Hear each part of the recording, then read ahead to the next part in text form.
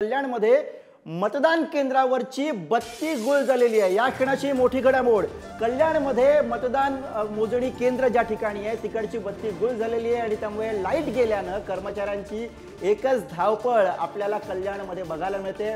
कल्याणमध्ये मतमोजणी केंद्रावरती हा सगळा घोळ झाला आणि त्यामुळे स्वाभाविक आहे त्या ठिकाणी कर्मचाऱ्यांची धावपळ सुरू झालेली आहे। कल्याण मुख्यमंत्री शिंदे यांचा बालेकिल्ला, यांचे पुत्र श्रीकांत शिंदे यांचा बालेकिल्ला त्या ठिकाणी पुन्हा एकदा निवडणुकीच्या रिंगणामध्ये उतरलेले आहेत। त्यामुळे अर्थातच तिथे सुद्धा ठाकरे विरुद्ध शिंदे अशी लढत होती आणि कल्याणमध्ये महत्त्वाची अपडेट, कल्याणमध्ये मतमोजणी केंद्रावरची बत्ती गुल झालेली आहे। लाईट गेल्यानं कर्मचाऱ्यांची धावपळ आपल्याला कल्याणमध्ये बघायला मिळते आहे।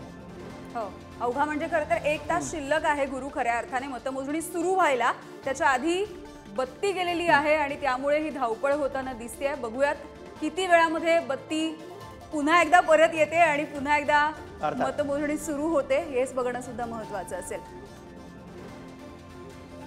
अर्थात